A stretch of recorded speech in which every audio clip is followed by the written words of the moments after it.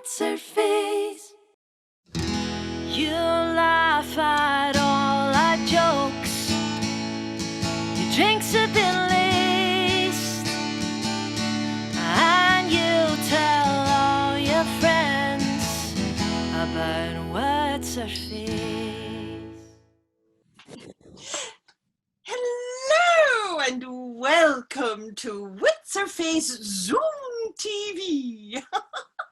I'll be your host for this evening. I'm Carole Smirkwood, and I suppose I have to introduce you to my co-host, not that I need one. It's Kelly Ruddy Booby. Kelly, are you there? Of course I'm here, Carole. I'm always here. Good evening. Lovely to see you. My goodness. You've got the puppy out tonight, haven't you, Kelly?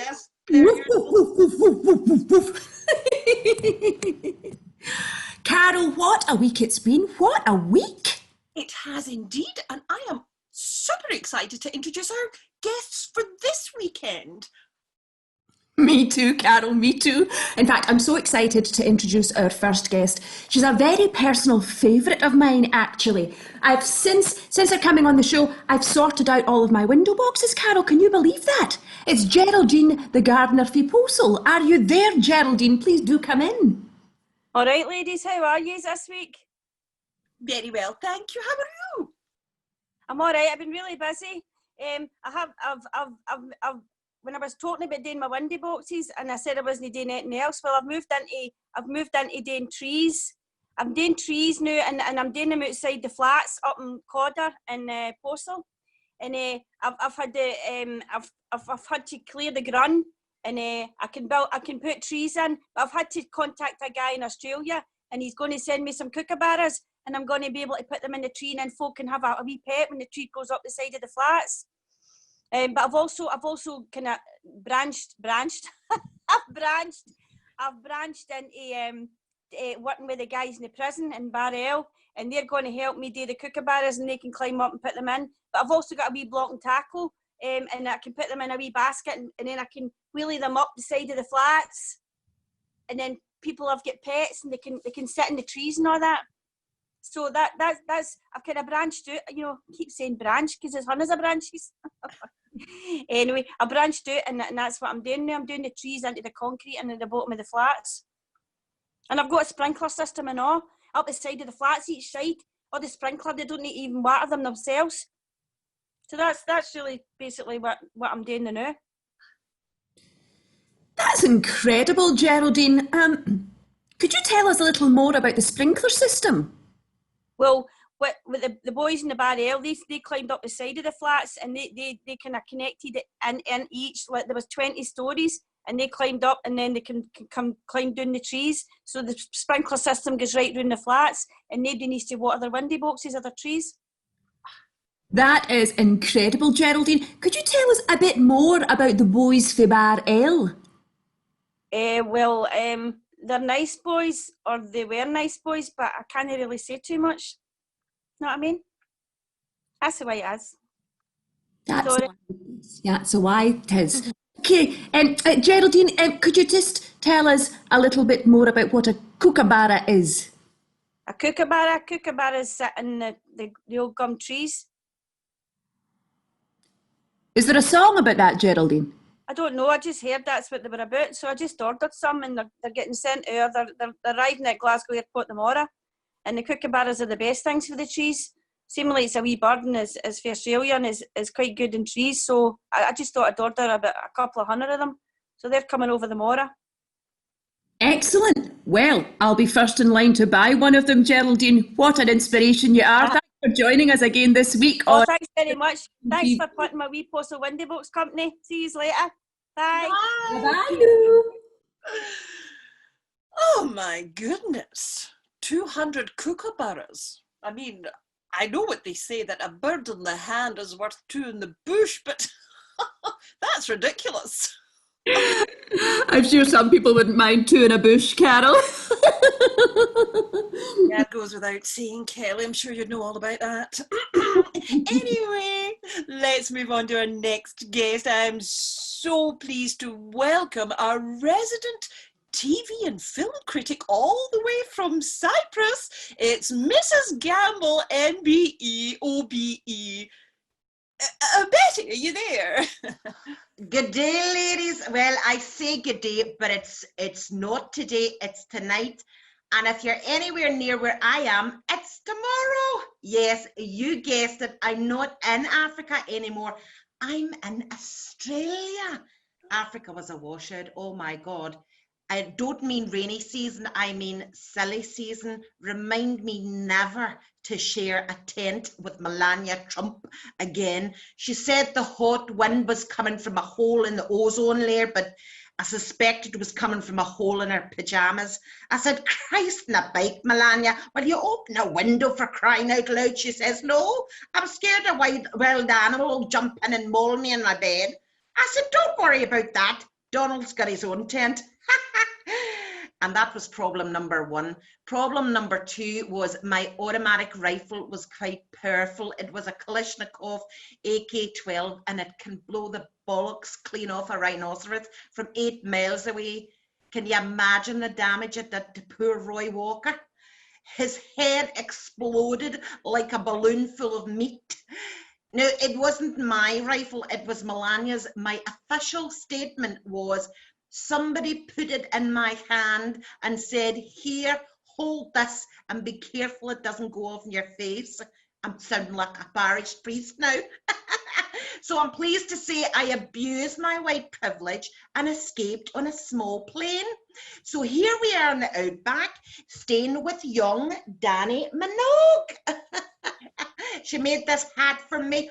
There was no corks around on account of she doesn't keep drinking in the house because she's an old soak. Why does she drink so much? Well, not for me to say I'm the soul of deception, but if you did ask me, I'd say it's because you get the shitty end of the stick when Mr. and Mrs. Minogue were handing out talent. But we'll keep it friendly since I'm sitting here in her slippers. I usually stay with my good friend Rolf Harris, but he's not here at the moment. Such gracious hosts, you know, lovely breakfast. Rolf makes his own marmalade. He's unmixing the oranges going, here, can you see what it is yet, Betty? Just put it on the fucking toast, Rolf, and we'll guess later. And such a talented artist, of course. Everyone forgets that, don't they? It's the same with Wile E. Coyote and Roadrunner. Everybody remembers the violence, but they forget what a wonderful painter he was. Those tunnels looked real to me. I sat for Rolf on many occasions. I say sat, but that's artist term. But in reality, I had me contorted into many positions to get my best angles. And he'd be hidden behind his large easel, playing with his wobble board. Betty, can you see what it is yet? And I'd say, well, it's difficult to see what it is when my head's between my legs, but it definitely looks like you have to tie your tiny kangaroo down because it's popping out over your easel. Oh, fun times out in the outback and never to be forgotten. Well, that's not true. Rolf has forgotten everything from 1986 backwards. So, sorry, I've not done my homework and I can't give you any telly news because all I've been watching is Old Neighbours repeats. Danny has them on loop when she drinks and throws things at the TV. But tune in next week. I'll be in Greece. I've given up on husbands and I've decided to become a lesbian. I've joined Lesbos 18 to 30. Betty, you're not a wee bit old for the old club 18 to 30 age bracket there. That's not age, that's neck size. Right, get that shit off Danny and stick another pimp on the barbecue. See you later, girls. Catch up next. Oh my goodness, what a hat that was. What a hat that was, Carole. What do you think those things were that were around it, Carole? What do you think? Well, not anything I've seen in a wee while. Perhaps a fluffy cork? A fluffy cork, or maybe it was just tampons, Carole. You wouldn't have seen them for a while. Yes, thank you, Kelly. Anyway, moving on to our final guest this evening, I am delighted to go over to Poetry Corner with our very own Pussy Nanny. Pussy Nanny, are you there? Oh, good evening, Pussy Nanny. We're so delighted you could join us this evening. How are you? I'm fine, thank you. How's yourself? Very well, thank you. We're so excited. We wonder what you're going to be rhyming about this evening. This poem has been inspired by one of you lovely ladies. I'll just start. Maturing. I feel that I just have to moan about all these changes going on. It seems that I am getting mature, and all this keech I must endure. Forgetting all doesn't come itself, 'cause on the past I've begun to dwell.